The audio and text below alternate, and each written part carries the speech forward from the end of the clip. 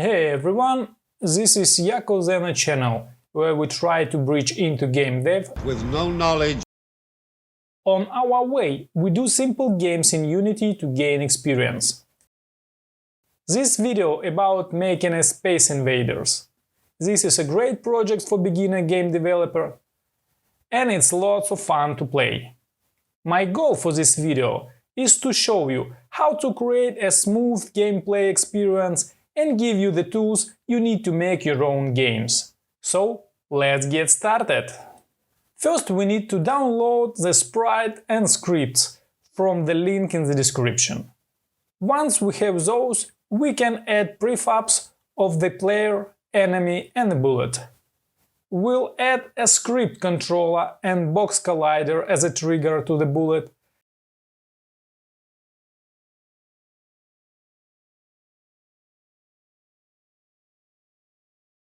And also add a script controller, rigid body kinematic type, box collider and 2D physics materials to the enemy. For the player, we will add a script controller, rigid body kinematic type and box collider as a trigger. Now that we have the basic game assembled, we can add some gameplay features. We will add movement to the player with arrow keys and shooting to the player with a spacebar. We also create a group of enemies with their own controller script. We'll add a movement to the enemies as a group and individually. And create a UI with a canvas, score and the game over text. We will also add collision detection between the player, enemy and bullet, and scoring when the player hits an enemy. Finally, we will add a game over conditions when the player loses all lives or the enemy reaches the bottom. Finally, we'll create a game controller empty to wrap the game. Now that we've added the gameplay and features, let's go through each script and explain how they work together to create a smooth gameplay experience. We'll explain how the player script controls movement and shooting, how the bullet script controls behavior, how the enemy script controls movement and collision detection, how the group script controls the group behavior, and how the game controller script controls the game over and scoring. This is a script for the player game object in a Unity game. The script has a reference to a bullet prefab that is used to shoot enemies.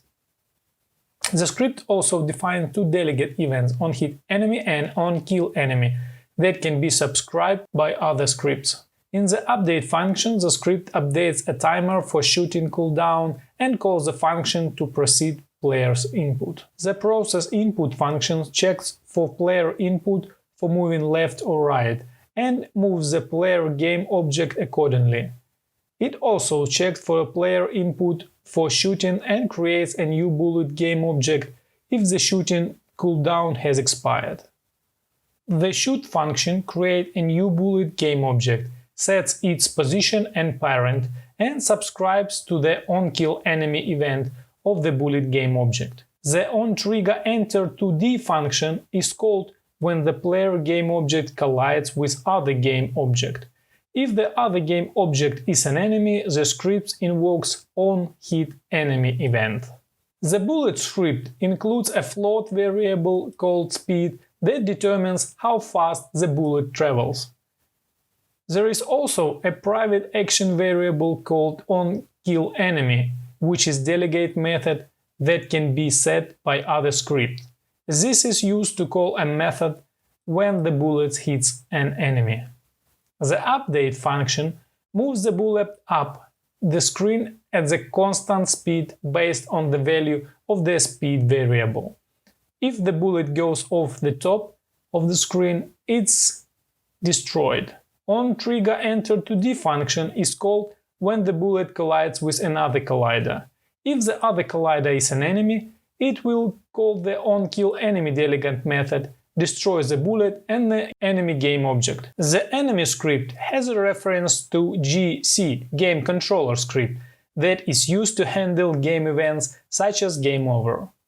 In the start function, the script finds the instance of the GC script in the scene, and in the update function it checks if the enemy position is below a certain threshold, -5 in this case. If the enemy has fallen off the screen, it calls the onGameOver function in the GC script to handle the game over event.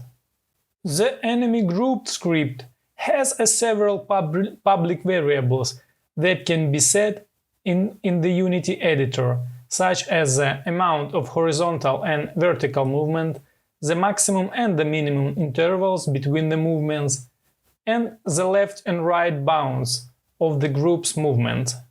In the start function, the script gets all the enemy objects that are children of the group game object and stores them in an array. In the update function, the script checks if the game is not paused, and when updates a timer to determine when the group should move again.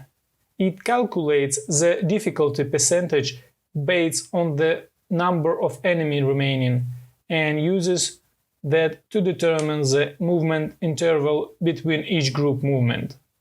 The script then loops through each enemy and calculates the minimum and the maximum X position of the group. If the group has reached the left or right bound, it resets its position and changes direction. Otherwise, it moves horizontally in the current direction and vertically downwards. This is a game controller script. The script has references to several game objects in the scene, such as main camera, player, and group of enemies. In the start function, the script sets the time scale to 1, subscribes to events in the player script, gets the initial enemy count, and sets the score and game text to the initial state. In the update function, the script checks if the game over, and if so, waits for the player to press R key to restart the game. The script also updates score text based on the current score. The script had two additional functions, onKillEnemy and GameOver, that are called by the player script and group script. OnKillEnemy updates the score and enemy count, and if all enemies are killed, calls onGameOver. OnGameOver sets the game over to true, disables the score text, and enables the game over text, displays the appropriate messages depending on whether the player won or lost, and freezes the game by setting the timescale to 0. That is it for today. I hope you find it helpful and inspiring. Now, it's your turn to try making your own Space Invaders game. I'd love to see what you came up with, so please share your results in the comments below. Don't forget to like and subscribe for more game development content from me. Thanks for watching and thank you for your support. If you have any questions or comments, please leave them down below. I have some exciting projects and videos coming up, so stay tuned for more. And as always, keep on creating.